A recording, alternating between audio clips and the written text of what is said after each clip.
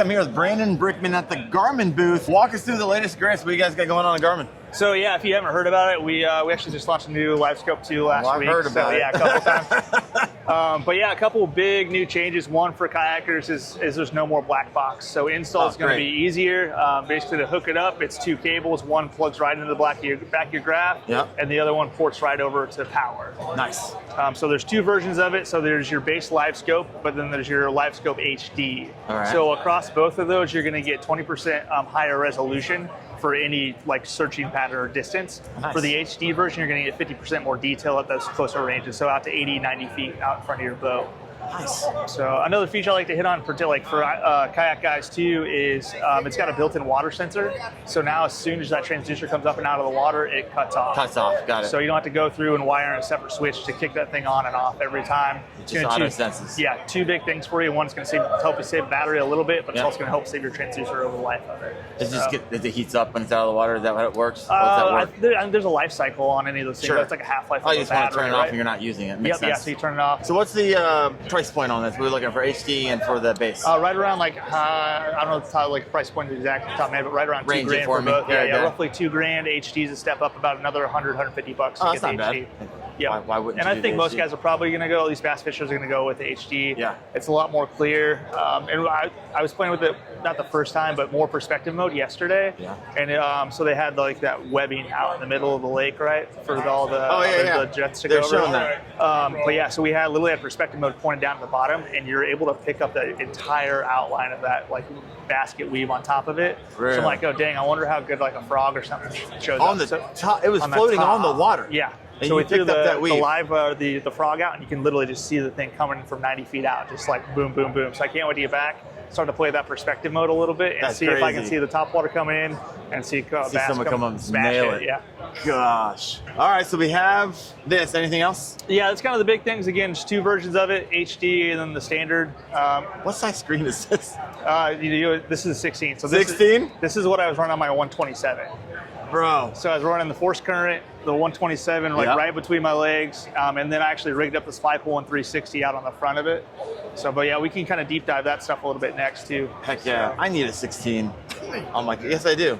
I need it. So if I was going to summarize LiveScope 2, easier to install, no black box. Yep. Clearer picture, and it's going to turn off as soon as you pull it up and out of the water. Awesome. So love it. All right, what we got next, brother? Yep. What we got here? Yeah, so there's a bunch of stuff going on here. So actually at Bass this year, we launched Spy Pole and 360. So it's actually two separate products. So the first one is called the Spy Pole. Yeah. So essentially this is a turret that attaches, you can either attach it right on your traditional trolling motor, or I rigged mine up to hang off the front of my kayak. Got it. So you had this in your P127? Yeah. I'll have to show you that was tight. So what I did is I did center mass. So I've got the Garmin current on the back, and then I put this dead center on the front. And I rigged them up pretty similar. So we've got that ripcord to kind of pull the current up and out of the water. Yeah. I did the same thing with this. I put it on basically a spring-loaded hinge. So just cantilevers back up into me, and I can, when I'm traveling, I can just bungee it down and I'm good to go. So as a standalone product, it's essentially a smart turret for your LiveScope. Got it. So if you're running our traditional trolling motor, these two actually pair together. So if you're a bass boat guy and you're used to steering all your LiveScope right off your foot, we got a thing called Spy Link. So I go and I hit anchor lock. My trolling motor does what it's supposed to do. It just holds me tight, and I can go through. I can drive this with a traditional pedal. Got it. But if there's a standalone pedal. If I want to put this somewhere else, I can go through and drive off the dedicated pedal. Or this is what I ran most of the time. Is it's I wondered what that was for. You kidding me? So let's see how far this thing comes out. So it's a remote control. It's double lockdown. So I ran mine around a lanyard, but literally if I just take it and I turn it right, it's gesture or a button. On your pole. Gesture? Did you see that? What? Get out of here. Left or right. Stop. So that's kind of the baseline. That's product number one. So product number two is the 360. Sorry, that's freaking sweet. So I wasn't expecting that. Basically, you take your 56 transducer. We put that thing on the bottom of the spy pole.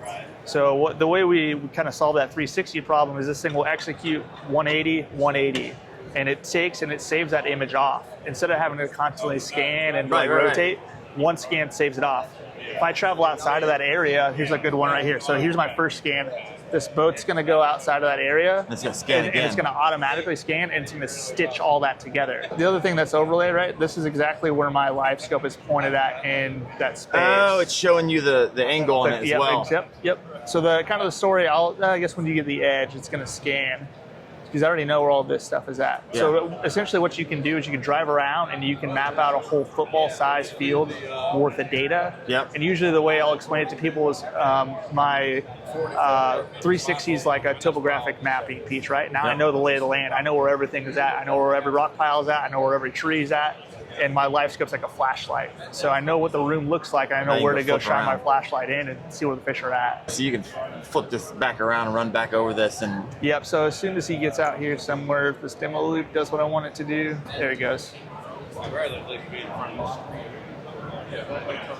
Can you force the scan, or does it do it automatically? Yeah, so there's 3 different settings. So you can do auto scan. So this is the auto scan running now. You can do manual and be like, oh, I want to grab a new chunk of data, do it. Or you can set it up to auto scan if you're running nothing but a 360 transducer. So whenever it gets out, roughly outside the circle, it's going to scan again. Can you set the parameters on that? Yep, yeah, so you can make it as sensitive as you want. So then it goes through and it restitches those pieces of data together. Yeah, right. And then does it like have a memory, so like next time you go over that spot, you don't have to scan it again? Right, so this is saved off. So now my boat can go drive anywhere in this 3-dimensional space that we've created, 3-dimensional like kind of underwater world. Yeah, think of satellite imagery, but on the fly.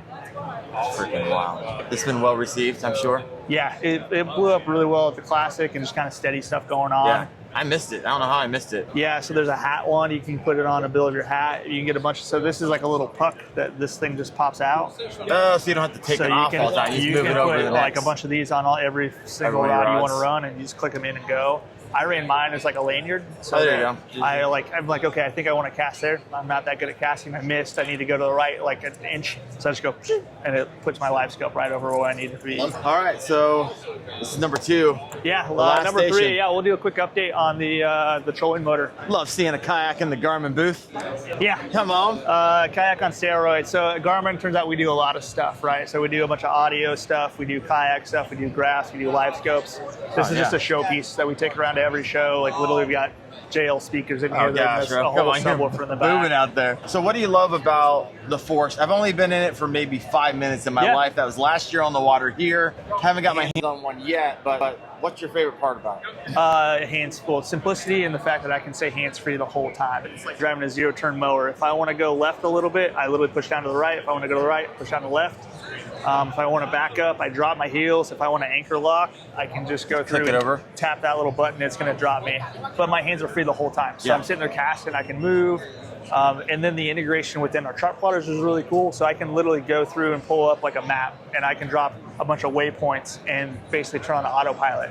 So now I'm not worrying about driving at all anymore. The boat, like the motor's just going to take me all along, and I can sit there and focus on fishing. If I get done at the end of the day and I know I'm going back to the dock, I'll drop a waypoint on the dock, and I'll just let the boat drive me back. And I'll just sit there and like eat my lunch and do whatever. Eat lunch, answer some emails. Yep.